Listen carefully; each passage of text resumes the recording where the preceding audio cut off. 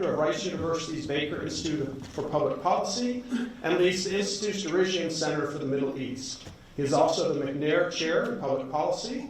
He has had more than 4 decades of diplomatic and leadership experience, including service as the U.S. Special Envoy for the Horn of Africa, U.S. Assistant Secretary of State, National Security Council Staff Director, U.S. Ambassador to Lebanon, U.S. Ambassador to Turkey, and the Charge d'Affaires, basically the deputy, number 2, for our U.S. Embassy in Iraq and U.S. Embassy in Egypt.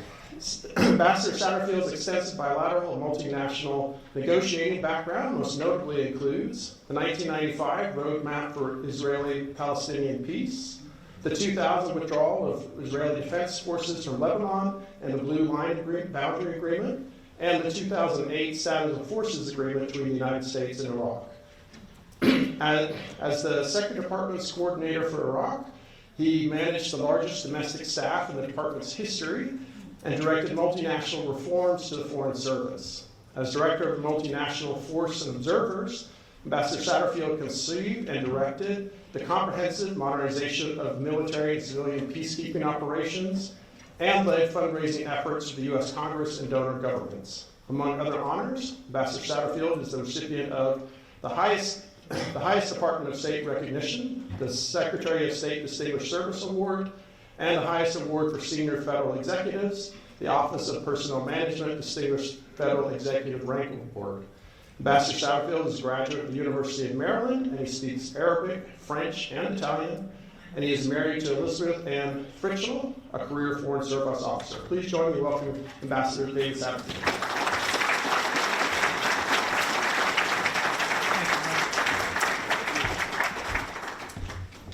Mary Ann Ronan, thank you very much. And I appreciate here as the season for all of this ends for the World Affairs Council as well as for the Baker Institute, to have a chance to thank you all.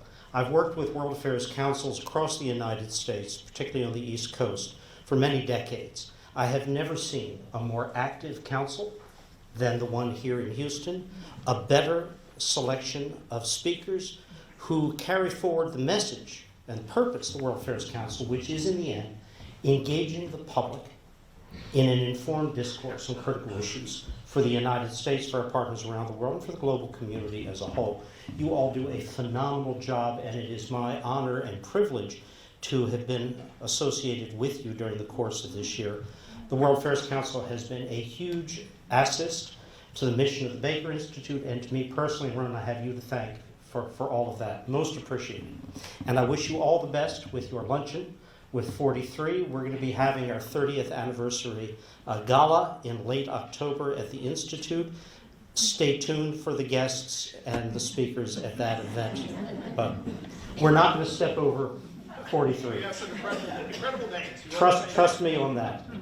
I want to make a few remarks. I'm not going to monopolize the evening because I really want to hear your questions and have a chance for an exchange.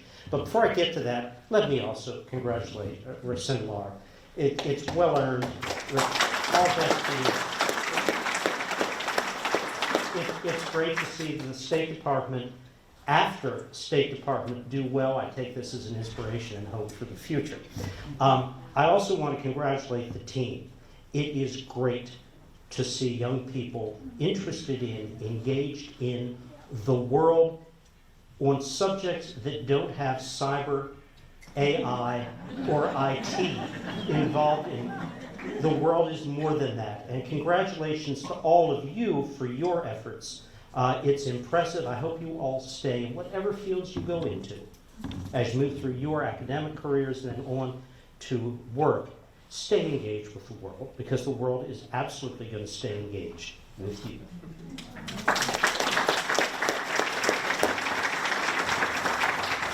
I have to start all of these talks, of course, with a comment on the Russian war in Ukraine, because that war, that ongoing unprovoked conflict, has in its many security, political, economic, commercial dimensions been a game changer, shape changer, disruptor in every sense of the world for many, many parts of this globe, far beyond Ukraine or Eurasia or the Middle East or Europe, including here in the United States, including from the standpoint of the energy industry here in Houston.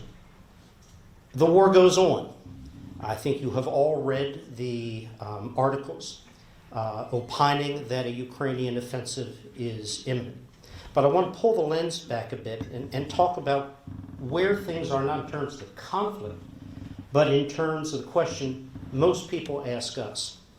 How does this end? When does it end? Why does it matter the how and the when of the completion of this conflict? Now, I can't give you precise answers to any of this, but I can give you some conditions. Right now, Vladimir Putin is not prepared for any meaningful negotiation, save on terms which he and he alone dictate to Ukraine. Now, Putin failed in two fundamental assumptions he made when this war began in February 22. By the way, the rest of the international community, including the U.S., made the same two errors in judgment. Everyone assumed, Putin assumed, we assumed, Ukrainians lack the necessary cohesiveness, coherency, competency, national spirit, fighting ability to last much more than 3 to 5 weeks.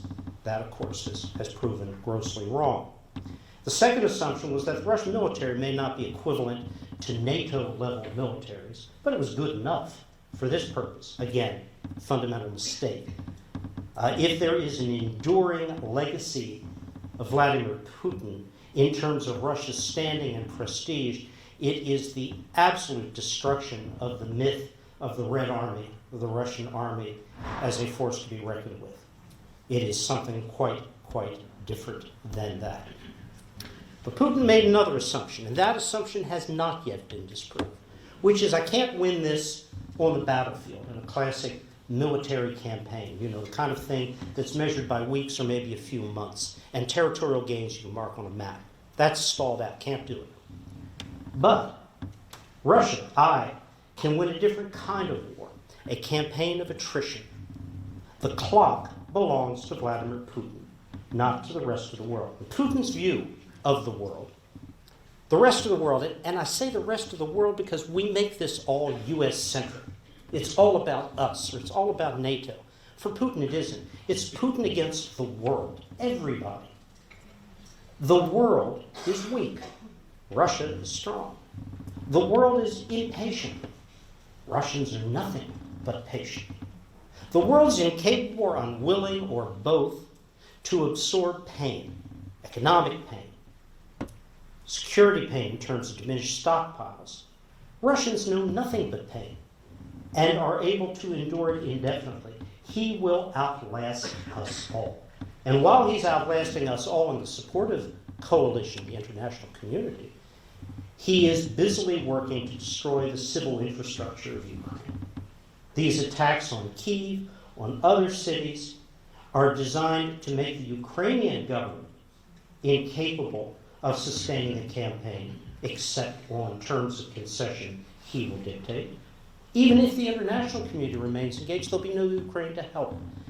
These are the clocks, these are the strategies which Putin is pursuing. So what do you do if there's recognition this is his long game? How do you counter that? Well, most folks who have looked at this issue come down to one conclusion.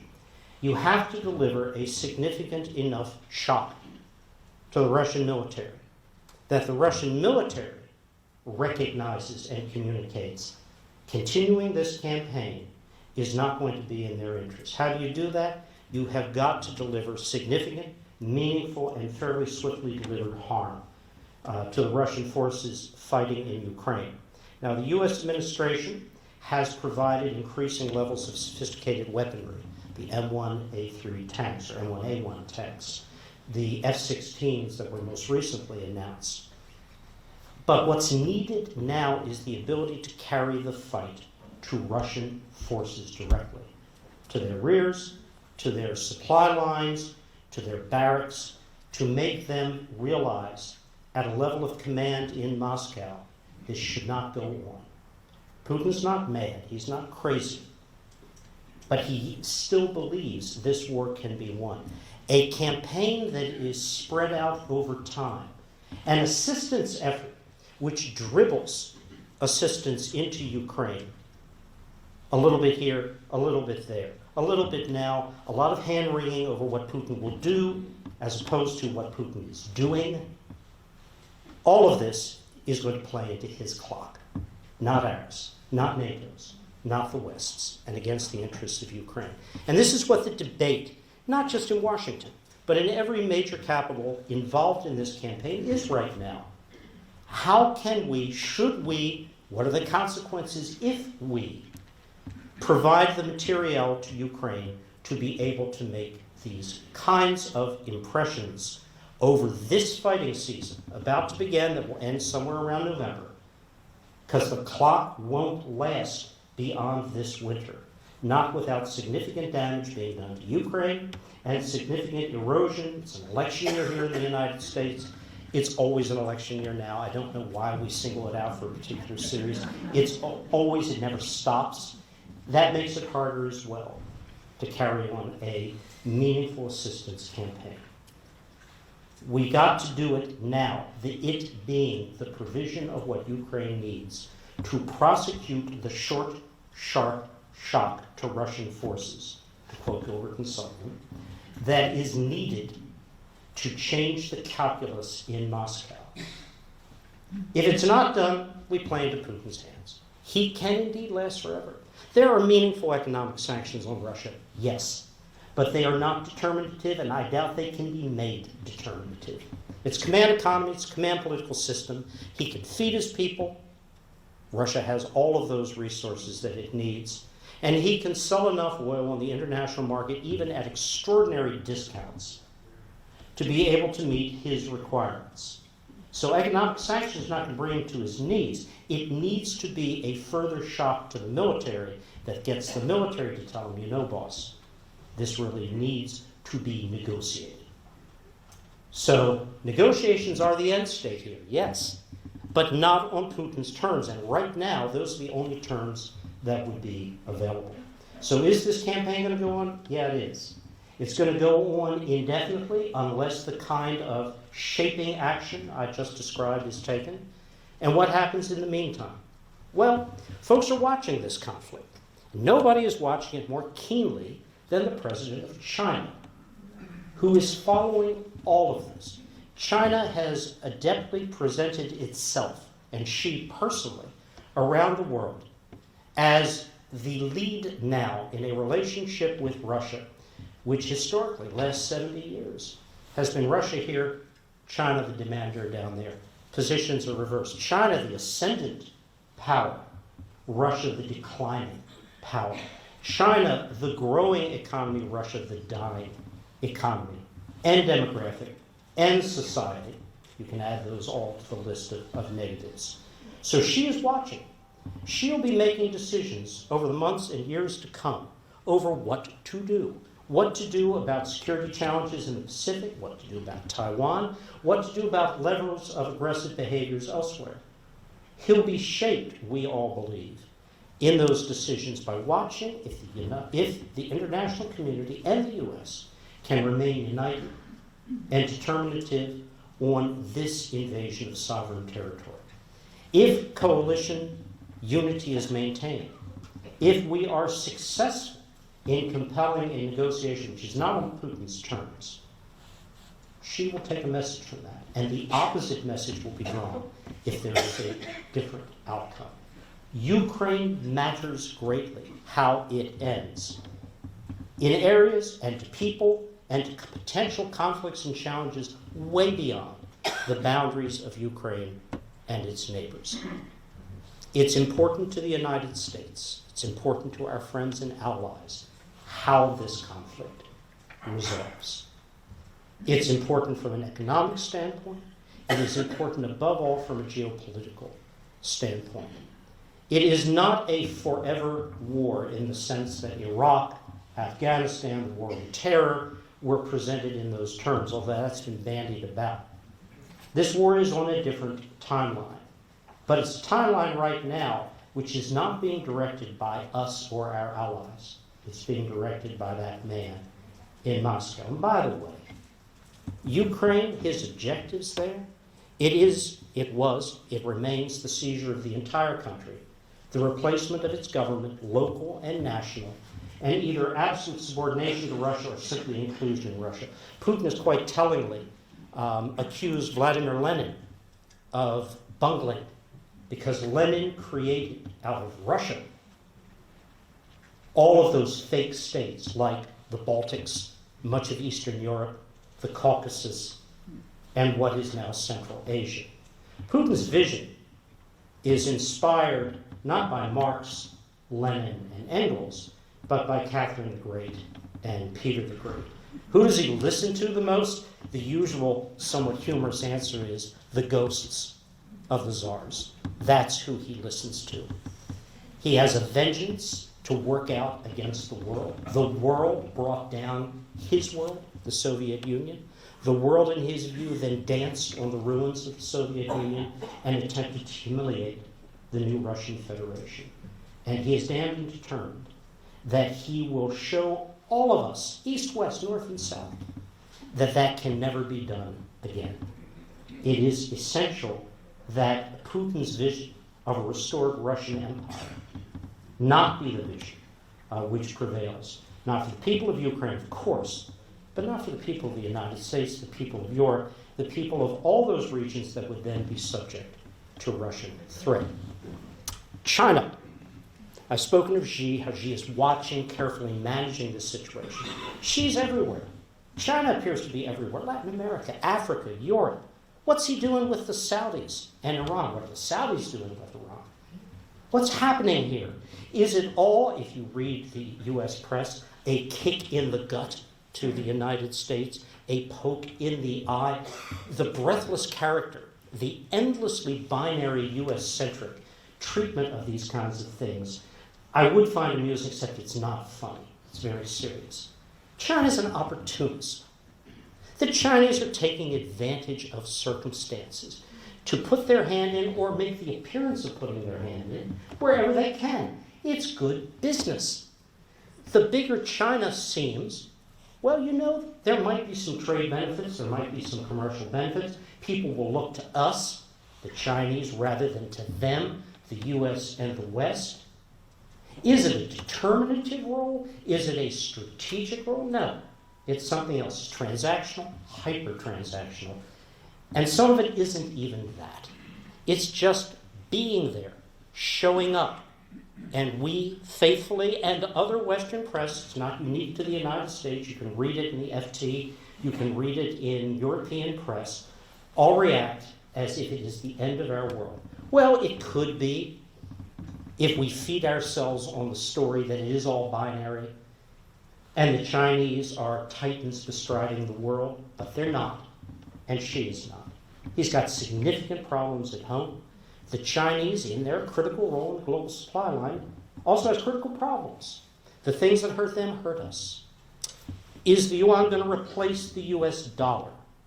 Well, Jim Baker were here, he would say confidently, absolutely not.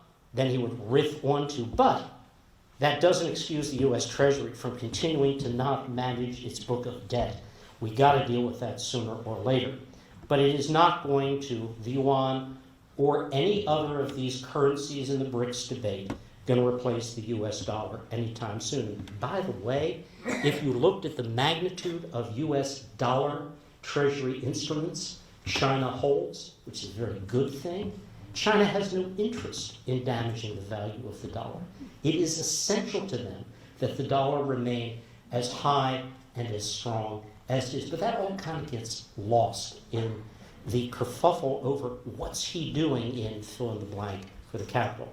But I do want to talk, because we're Houston and people want to know, what are the Saudis doing with Iran, China or not? Well, what the Saudis are doing with Iran, what the Arabs are doing collectively with the Assad regime, is one word: de-risking. It is essential for Mohammed bin Salman, the leader of Saudi Arabia, that he be able to make as much money as he can for as long as he can. Full stop. While there is a risk of kinetic Iranian threat to Saudi oil structures, Saudi ships in the Gulf, a risk to direct foreign investment in his various economic ventures, a risk to tourism, which he is trying to promote. His objectives can't be met.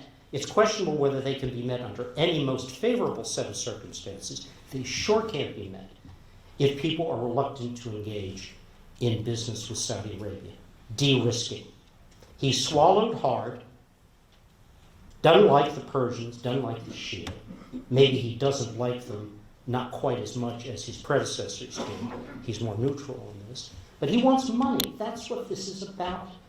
It's not a new alliance with the Iranians. What about Vladimir Putin and Saudi Arabia? Those OPEC plus production cuts. Stay tuned, because the pair of them are in the same boat. They both need cash. And the only way they can get it in the quantities they need it is by selling oil. So Putin and MBS, who have no particular affection for each other, are in a wholly transactional relationship, whether it's production cuts or eventually, when the lines no longer meet, production increases, and that'll come too. They're going to act in ways that yield them the greatest amount of dollars that they can. And stay tuned, because there's not much anybody else can do to interfere with that equation. I don't think you're going to see, although there's some rumblings about the UAE being profoundly unhappy and maybe breaking from all of this. There's no real indicators that the Saudis cannot keep bringing OPEC along with them, whether it's cuts or production increases. But it is wholly unrelated to the United States, or really anybody else other than these two leaders' desire for bucks and to get as much as they can as quickly as they can. So that, I'm pretty confident, will remain the case. But don't read into this new alliances, pivots away from the United States. It's a pivot towards absolute self-interest defined by two individuals who alone dictate their political and economic systems. Speaking of individuals who dictate political and economic systems, the elections in Turkey, my last country of assignment. I used to predict, I think I may have done it, I wrote it to one of your audiences, that the Turkish elections couldn't be won by Erdogan, but they could be lost by the opposition. Meaning the opposition could bungle, could lose its unity, could provide a divided front, and then Erdogan would take advantage of that and win. I was not correct. I wish to amend my remarks for the record. With consent, I will do so. Erdogan won this election. It was the reverse of what I thought. He won it through several means. The election setting, the table wasn't fair. Erdogan, the government, controlled 85% plus of the media. They didn't allow a fair debate or exposure for the opposition through all of this. They had resources the opposition didn't have. But you know, at the end of the day, I don't think that was the critical factor here. I think Turks actually voted their genuine feelings, rightly or wrongly, in external views, rightly or wrongly in Turkish views. And what were they? First and foremost, rise in nationalist sentiment. We were all of us surprised by the nationalist vote in the opposition, the nationalist vote for Erdogan, and the independent nationalist vote. Maybe 30% of the electorate are not motivated by classic traditional or Islamic or economic factors. It's pure nationalism.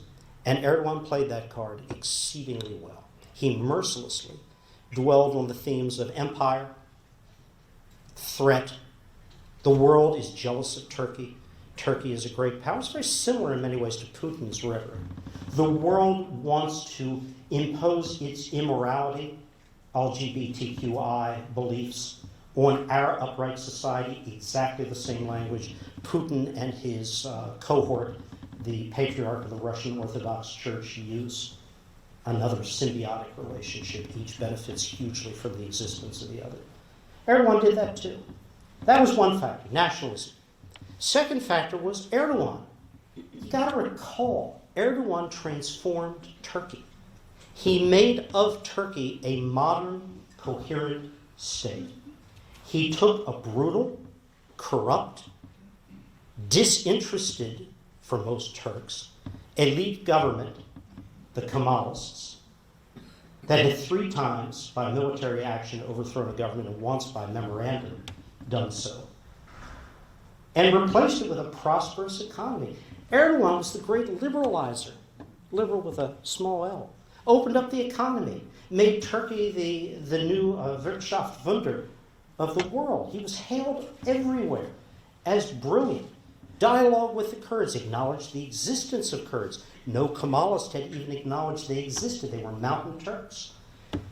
That was the Erdogan many people hold responsible for the transformation of their and their families' lives in the vast Anatolian interior, the inward-looking part of Turkey. And there were more of those voters, even, extraordinarily so even, in the earthquake-affected provinces where his own government's corruption had resulted in the deaths and homelessness of many of those people afflicted by that terrible event. They voted for him in enormous numbers because he's the guy who saved them before the earthquake from neglect and poverty. And you know, if anybody had a responsibility to rebuild, it was going to be Erdogan, not the opposition. You couldn't trust the opposition. What if they weren't focused on you? Erdogan had to be focused. These were his supporters, his people. And that combination, popular support, national spirit, all of them generated that 48 to 52% majority that Erdogan got. So what does it mean for us? Big litmus test coming up in the next 6 weeks. 6 weeks from now, there's a NATO summit in Vilnius, Lithuania. At that summit, the issue of Swedish accession to NATO will once more come up.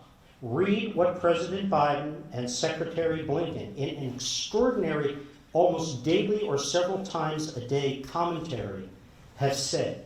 President called Erdogan almost immediately after the official results of the elections. Blinken called his counterpoint, Mevlut Çavuşoğlu, the foreign minister. They've had repeated public statements, and in all of them, they congratulate. Why is that important? Because in 2016, when the coup came in Turkey, it took Barack Obama 4 days to use the word condemn on behalf of the U.S. government about the coup, or to call Erdogan, by which point Vladimir Putin had called multiple times. And Erdogan doesn't forget that. It was an own goal, a self-inflicted wound. This time around, they got it right. But the content of the message is, Turkey's an ally. Turkey's a vital NATO partner. We want to provide Turkey with the tools a NATO partner needs in specific F-16s. But you know, we also are focused on Swedish accession to NATO. And the President was unusually direct in saying, let's talk about Sweden first. Then we can talk about the F-16s, which is exactly the way publicly and privately to frame this. So we'll all see. Does Erdogan yield on Sweden? What's the problem? Sweden, which never met a group it did not embrace to its heart, even when they kill Swedish prime ministers. Sweden has provided a haven for members of the PKK, which the US as well as Turkey regard as a terrorist organization, as well as, and here we differ with the Turks strongly, members of the opposition group, the Gulenists, that Erdogan holds responsible for the 2016 coup. He wants this to change. The Swedes, amazingly, changed their constitution. Goes into effect tomorrow, not tomorrow, day after tomorrow, June 1st.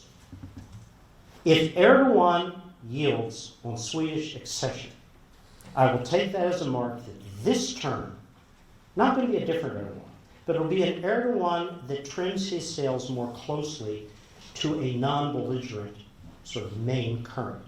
If, on the other hand, Vilnius comes and goes, and there is no Swedish accession, it means that Erdogan is doubling and tripling down on the nationalist message, the nationalist agenda. I don't know which way he will go, and I will not utter a prediction here and be proven wrong subsequently, only to say that it matters. It matters hugely. It matters for NATO, that Turkey gets those F-16s, the ones it has now, cannot perform a NATO cooperative mission. So this is important, but it all depends on what Erdogan does. There will be no congressional support for an F-16 package. It'll be hard, even if he does yield in Sweden, unless he moves in this way. What about the rest of the world? Well, you know, it's not about so much external affairs, it's internal affairs that are going to matter now. The Turkish economy is on its knees. One man, a single person, and his unique macro, fiscal, and monetary beliefs took the 16th largest economy in the world and damn near crushed it. He has said repeatedly, including 3 days ago, he will not change his belief that inflation is caused by interest rates, not dealt with by interest rate. Turkish policy rate is 8.5%. Actual inflation is probably 110. That's a sizable spread. But he hews to these beliefs. There are two people in the same body of Erdogan. One is a very pragmatic survivor politician. The other is a fantasist. He's the leader of the Muslim world. He's the inheritor of the Ottoman Empire. He is the greatest statesman on earth, and Turkey is the most powerful economy on earth. Does he understand what he has done? There's no more money in the foreign exchange reserves. It's net negative. Private bank accounts no longer have the money to pay depositors. If there's a run on the bank, it's a classic crisis. Does he realize this? He increased exports by 500% and held that, but at the ruinous cost of having to pay for the materials needed for those exports in devalued Turkish lira. The lira has dropped almost 7% in the last 28 days. And it's sinking by the day. Does he get it? Well, in many cases you can say, yeah, the political leader gets it, but he has decided to do this. I can't tell you Erdogan literally understands what he is doing here, but there's no one to challenge him. No one at all. But the reckoning is coming, and not because of external conspiracy or his famous reference to London bankers. You can read all the dog whistles into that you want. It's happening because one man has imposed policies on a massive economy which are damn near destroying it. So stay tuned on that as well, which to me is far more important than any external related Turkish threats. Externally, he's friends with everybody now. Israel, Egypt, Saudi Arabia, UAE. Why? Because they either have or he thinks are levers to get money, and he's got to get money. But he can't earn it. He needs swaps put into his central bank, which he then blows through in a matter of weeks by the billions to prevent the pound from deteriorating even more. This story does not have a happy ending if his policies remain unchanged. Final note, because I've been asked to comment on it, Israel and the judicial reform protests. What's going to happen? The common wisdom, which could be common ill wisdom, is that Netanyahu cannot proceed with the judicial reforms. The magnitude of the protests is too great. He was never personally interested in or invested in these reforms very much at all. They were the product of his coalition partners. He will buy off or try to buy off his coalition partners. Not hard to do. A combination of settlement authorizations and outright money to the ultra-Orthodox. They're the classic ways to buy time and wait for a better day. Can he get away with that? Yeah, probably he can. Because very few of those blocs in his cabinet that are most unhappy with not proceeding with the judicial reforms have any political future anywhere else. This is their moment. Nobody else would have them in a government. Bibi didn't want them in a government. He's only got them there because he needed their support for the great prize he wants, which has nothing to do with government or judicial reforms. It has to do with his legal situation. He wants authorization for a law that immunizes him from prosecution for the 3 cases against him. Again, not a happy story. unlikely to end particularly well. But this government will have life ahead of it. But the judicial reforms, most analysts, Israeli and outside, don't see any way in which those reforms now can be proceeded with. And Bibi may actually be kind of happy. He can cite the public protests as the argument for not going ahead with them, because it's all just gotten too hard and too controversial. So watch the space, but I think this will probably project more or less in a status quo until October at least of this year. And we'll see what happens there. But those are some key things happening, but I really do want to hear your questions on those or any other foreign policy related topics you may be interested in. Thank you.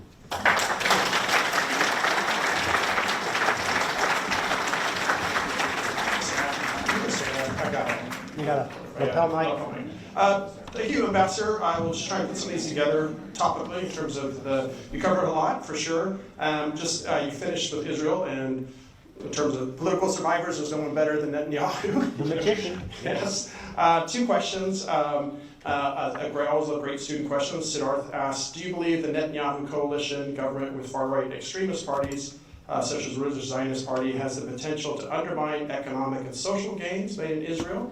And then on a broader sense, someone asked, what is your analysis of Netanyahu and Israel with regards to their role to Russia, China, Erdogan? Yeah. The first question, there has been a certain a broadcast economic impact, companies debating whether they want to stay. Frankly, we haven't seen any real indicators that any of the big tech firms or investors' investments in Israel are moving anyplace else. They're staying put for now. So could it have an impact over time? Maybe, but not right now. In terms of social liberties, part of the message of the two radical parties in his government is, again, an anti-LGBTQI, kind of anti-everybody who isn't them message. But the judicial protests have in many ways frozen the impact of those people to have a meaningful structural change or structural shift in the rules of the road of Israeli society. That protests really were extraordinary. They are without precedent in Israel. It would be the equivalent, someone told me, if at one time, week after week, 75 million Americans were all out protesting exactly the same thing. That's the scale of these. It was is a large percentage of the population that's engaged in this.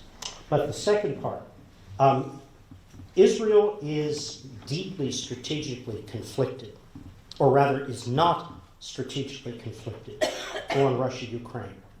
Israel views Ukraine as a tragic event, not a good event, something whose consequences are not good for the international community, the global order, all of that. But Israel has an existential focus, which is not Ukraine. It's Syria and Iran. It is Russian passivity, studied, careful, formal passivity in the face of Israeli military actions in Syria that has allowed the Israeli Air Force to conduct the kind of disruptive or degrading effects that it has on the Iranian and Hezbollah presence in Syria. I do not see that changing. And it's something which the U.S. wishes Israel took a different position on, but we also understand why for Israel. Ukraine is bad. What happens in Syria, what happens with Iran, which means what Russia does, is existential for them. So I don't anticipate any change on that at all. And you touched upon China's increasing role, but not necessarily overshadowing the U.S., at least not yet. And asked, given the current political situation in the Middle East, how would the rise of China's influence in that sphere impact America's influence in the region? And how might that affect our policies regarding Israel? I do not see now, and it's very difficult for me to project, a situation in which China's transactional, theatrical appearance in the Middle East alters any aspect of fundamental U.S. relations with China. We have one area where China has been a real problem, though, that goes beyond the optical or the transactional, and that's tech and its physical presence. China acquires shipyards. China attempted to procure a major shipyard deal in Haifa, the deepwater port where U.S. carriers can dock. We were strongly opposed to that.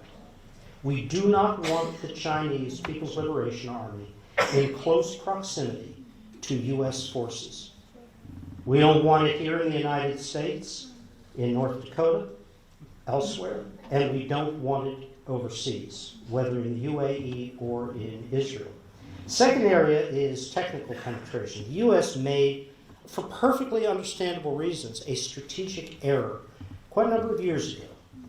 We decided that we were not going to make the investment in what became 4G, then 5G technology, because two other companies overseas, Ericsson and Nokia, already were there. They put the investment in. We could buy from them. We didn't want to sink our money into that. Well, that made sense back then, but then China came along with Huawei and ZTE. And ambassadors go around the world warning their countries of assignment, don't purchase 5G networks from Huawei and ZTE, because Chinese use these for infrastructure penetration, sabotage, and intelligence gathering. And what we hear back almost uniformly is, we know. Yeah, absolutely right. We're not challenging you. You're quite correct. So tell us, what does the U.S. have to sell? And at that point, we look skyward or we stare at the floor and we say, well, we don't have anything. We have no technology, nor are we developing the technology that will become 6G.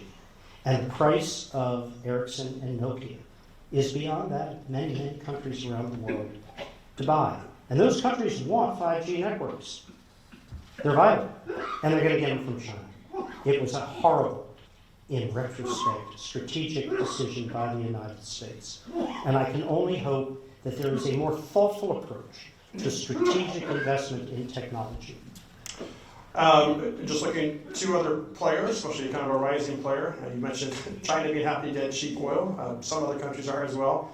In terms of the other major players, of course, the Ukraine war going forward, can you discuss? Alyssa asks, what is your view of the European Union's support of Ukraine, even providing armaments? And then Robert asks, can India be persuaded to switch and be supportive of Ukraine? Is there any way the U.S. could supply crude oil to India, at a different rate or different price? With respect to the first question, the EU and NATO have actually found their mission and their unity here to an extent that's quite surprising. NATO was written off as lacking a purpose, deeply divided by different factions within the alliance, questioning what the purpose was of NATO in a post-Cold War situation. Well, goodness. Ukraine has shown the value of NATO, and the unity of purpose, the unity of operations of NATO has been absolutely exceptional. Only Vladimir Putin and a land war in Europe, the thing that was not supposed to happen again after May 9th, 45, happened again. And it brought NATO together and it brought the EU together. Orban in Hungary, frets with all of this. The Poles don't, because the Poles are exposed to Russia. But Orban will come along if there's consensus from everybody else. Just as Orban will agree in Hungary to the accession of Sweden, which he has not agreed to yet. He's waiting for Big Brother in Turkey to take their decision, and he'll hide behind the Turkish decision. So we're very pleased with EU support. But what the hell, folks? We're the United States. We need to lead. Germany, France, the EU watch us. The rest of NATO watches us. We may not like that. We may think it's unfair or inappropriate or a sign of immaturity after all of these years of the alliance that they don't have more ability to lead themselves. But they don't. They look to us. When we hesitate, they hesitate. When we move, they move. It is a fundamental fact.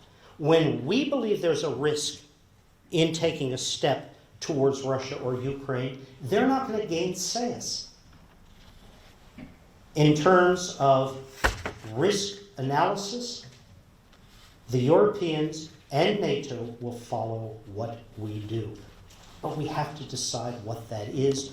We have to be consistent with it, and I would argue we have to be aggressive in our policy decisions and not dribble out a little bit here, a little bit there, because the dribbling in a political climate such as we have here, or Europeans have, is going to be very difficult to sustain in a way that counters Putin.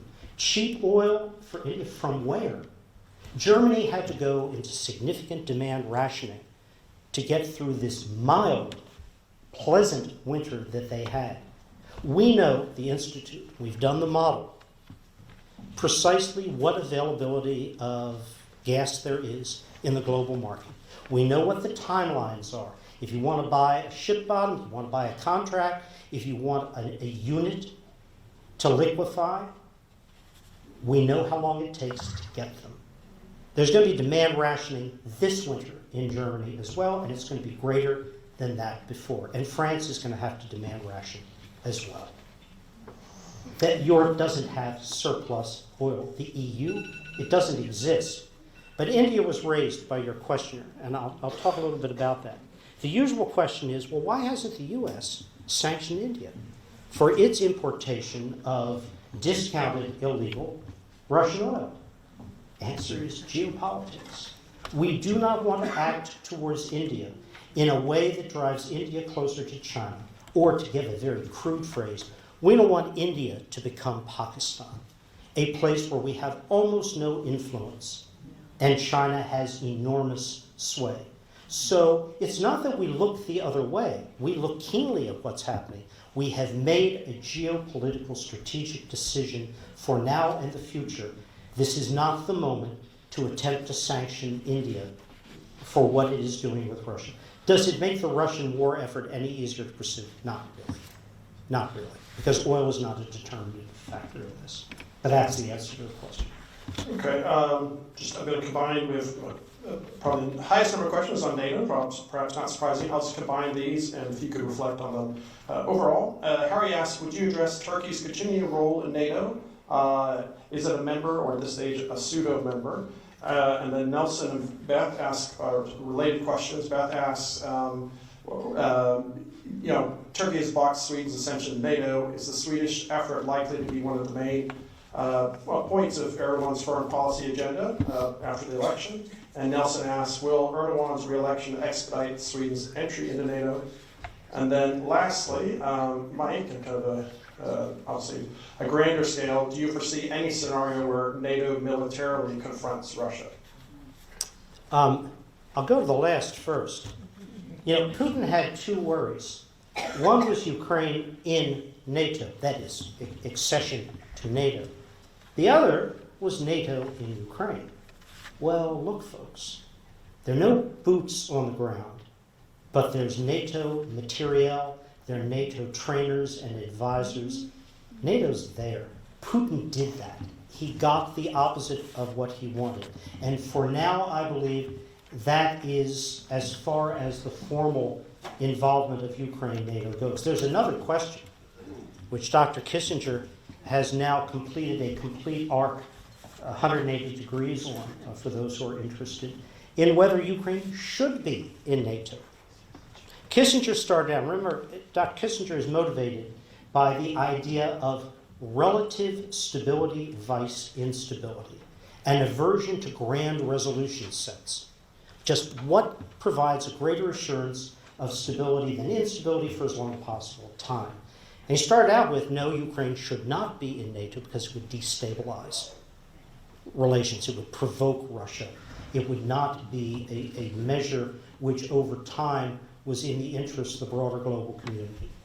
He has now come to the conclusion it should be in NATO because it's the only way to assure that Ukraine is not subject to indefinite aggression from Russia, that even a Russia that could agree to a ceasefire will do so only for tactical reasons. Putin will not give up his ambition to subordinate Ukraine for the reasons that we talked about before. It is part of his imperial vision of what is Russia's right, and it's the demonstration case against the world that he seeks. But that is a matter for another day and another time.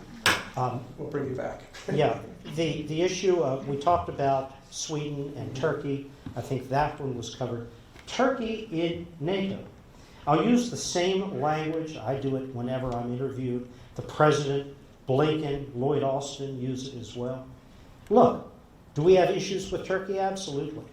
But when it comes to NATO, Turkey is a critical NATO partner. Full stop, no equivocation, no but this and but that. It is the second largest ground force in NATO. It has one of the most competent, combat-tested air forces in all of NATO, apart from that of the United States. NATO could not function without Turkey. It is a vital partner. Does this mean the alliance is happy with everything the Turks do? No. There are problems. Were we happy with everything France did over many, many years? No. But both are critical parts of the alliance. And trust me, Erdogan understands how vital NATO is for Turkey. He knows who his neighbors are. Russia, Iran, Iraq, Syria. He wants that NATO relationship, but he wants it on his terms. There comes the problem. Just as France was happy to be in NATO, but it wanted it on its terms. We found a way to accommodate that until things changed. And we have found a way to accommodate the Turkish position on this as well. And just the people would ask about Sweden. You had addressed it from Erdogan's perspective, what he may or may not do in the next year or so. But I know you're not a Swedish expert, but do you foresee any chance that Sweden might actually kind of back down on some of its perspectives of, like you mentioned, LTK, any kind of radical extremists they can? changed their constitution, which nobody thought they would do. Yeah. They made significant legal changes in the way asylum, terror are managed and handled there. Is that enough for Erdogan? We'll see. He can take it either way. In terms of external policy shifts, if there are any, Ronan, I would look at Vilnius and the Turkish decision on Sweden. Absolutely, as the key indicator right out of the box. Okay, and then great questions. We'll take time to do one last audience question and one just kind of summative question for you. Colson asked a good question. And other people just maybe have similar, it's the million-dollar question, the billion-dollar question, with regards to the outlook for Putin and what goes forward from here. He says, do you think there's any chance that the Wagner Group, led by Prigozhin, may stage a coup if Russia ends up faltering in the expected Ukrainian counteroffensive? Or in a broader sense, do you think there's any chance of Samuel from the Siloviki, his inside circle, turning against Putin? Let me start with Yevgeny Primakov, Putin's caterer, who has now become the leader and is himself, literally, in every sense of the word, a murderous criminal brute, an animal. And those are not terms like Saddam Hussein was an animal and thus we had to invest $1 trillion to overthrow him. Prigozhin violates the boundaries of human decency. Towards his own troops, he has ordered murders of dissidents, murders usually conducted with a sledgehammer and videoed. He's a brute. He's an animal. Fitting partner for Vladimir Putin. All of the Prigozhin rhetoric, and I think this is what your question was referring to, Prigozhin's vulgar, obscenity-filled rants against the treason of the Russian military, all of them are part of Putin's approved strategy. This is the way Putin mobilizes Russian national sentiment against the bureaucratia in his country in a way that his hands are off of this. He's not saying the Minister of Defense, Chief of the Defense Staff, should be taken out and hung for their crimes. But everybody knows this is Putin's messaging through Prigozhin. He's not going to stage a coup. He is doing precisely what his boss wants. The bigger question of a coup, Bill Burns, director of the CIA, spoke at the Institute very recently, and Bill was asked this question. He was also asked the question, is Putin healthy or not? Bill's answer to that, he's entirely too healthy. But on the issue of the coup, Bill cites our very, very poor record of predicting internal changes in absolute hermetically closed systems with any degree of accuracy. But do we see a coup often? No, we don't. Instead, we see two different kinds of fear prevailing. One fear, which I think all of you would understand, which is you might want to be number 50 in line to put the knife in Putin's back, but you don't want to be numbers 1 through 49 because you tend to fall out of windows, or have sophisticated toxins in your system. Yeah. But there's another, and I think even more important, stabilizing for Putin fear, which is the opposite. What if the guy dies in his sleep tonight? Who in the world replaces him that will sustain this criminal enterprise that is the government of Russia and the oligarchs? There's nobody out there who commands Putin's fear and respect, who has acted to the benefit of these people and the church as effectively as he has. It's that fear. We may not be comfortable with what he's doing. We may be really worried about where this is going. But what if it goes? Who replaces him? It's what the Arabs refer to classically as the mabad, which means what then or what after. You may live under horrible circumstances, a Saddam, a Hafez al-Assad, brutal repressive dictatorships, but if they go, what then? It'll be chaos. Better we stay with the evil we know than an evil we don't. And so I think that has a centripetal effect politically inside Russia. Not the fear of what he does if you try to oppose him, but the fear of what happens if he's not there. And then lastly, you spent the vast majority of your career either as ambassador or charge d'affaires in the Middle East or back in the State Department of D.C. working in Middle Eastern affairs. U.S.'s role has incredibly changed over the last 20 years, last 30 years. Where do you see our role come the next 5, 10 years? The three countries kind of highlighted, obviously much less influence in Turkey than we had 20, 30 years ago. We mentioned Netanyahu, I suppose kind of frayed relations at best there often between Biden and Netanyahu, or especially Obama and Netanyahu. And we look at MBS in Saudi Arabia. You mentioned they're just approaching it transactionally. The Chinese are a great source of wealth, a great purchasers of Saudis and the Gulf states' oil. Is the U.S.'s role in the Middle East that much diminished, or is it just that those other roles have gotten bigger? It's both. It's both. Each operating sort of in parallel tracks. Look, the United States, for reasons, believe me, I am more sympathetic to than anyone in this room can be, was gut sick of the entire miserable region.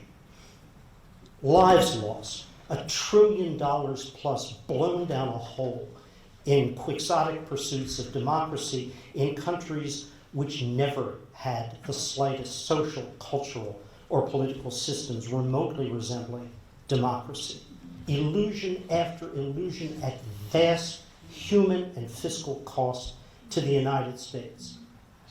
And no one ever appreciated any of it. It was all in the narrative, basically bitten hands throughout. I get it, and I have absolutely no justification I can offer you or careful explanation of why Americans ought to feel better about this region, except if you attempt to pivot away from any region of the world, particularly one is fraught with conflict, as the Middle East, and is central to the global economy, as is the Middle East, it's going to come after you.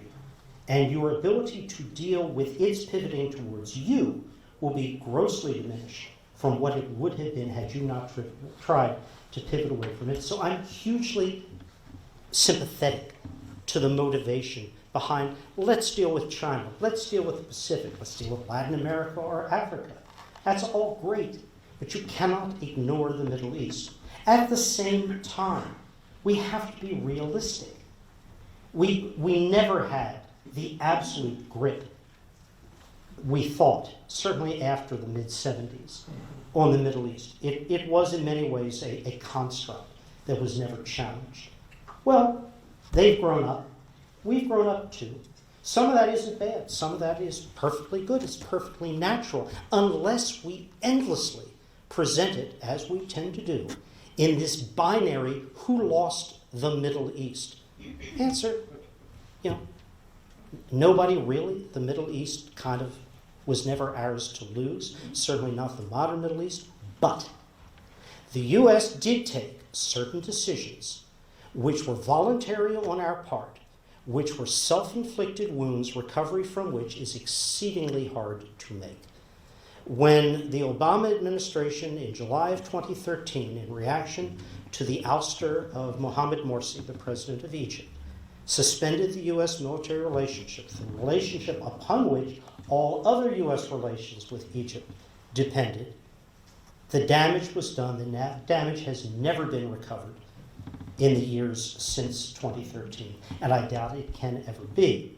When a succession of administrations didn't respond to Iranian attacks on major oil facilities or civilian infrastructure in Saudi Arabia or in UAE, literally, no response. It left a very bitter taste in those governments' mouths, and there was really no answer for it. Any more than right now, questions are being raised by the UAE about why there has been no U.S. response to 2 Iranian ship seizures. And there'll be more. We ceded, whether through neglect, fear of escalation, which I really can't grapple with intellectually, we ceded an escalation dominance to Iran years ago. That is a military term. When you give to your opposing party the ability to escalate and you draw the conclusion they can hurt you more than you can hurt them, you wind up in a very, very bad place. We were in that situation in Iraq for several years until we flipped. We are kind of in that situation now. The fear of what will Iran do. I'll tell you what Iran has done in the past when the U.S. has actually responded. They kind of sit up in shock and they back off what they were doing. The reason they are not rocketing U.S. facilities in Iraq right now, the way they were for years, is because we told them explicitly what would happen to them if those attacks continued. We need to be equally clear about this practice of ship seizures. But you got to be willing to upturn or overturn this escalation dominance we have effectively granted to Iran in order to do it. I am not a hawk. Yitzhak Rabin was famously asked, "Are you a hawk or a dove?" And he would say, "I am not a bird. I am a human being." So, yeah, I'm a human being too. This is not hawkish, it's not dovish. It is simply lessons learned from experience. You end or prevent conflicts not by endlessly backing away from risk. Sometimes it is the taking in a careful, thought-through manner, not rashly, not in a fantastical sense, some risk that just stop the potential for greater harm to evolve. All right, well, join me in thanking Ambassador David Satterfield. Thank you.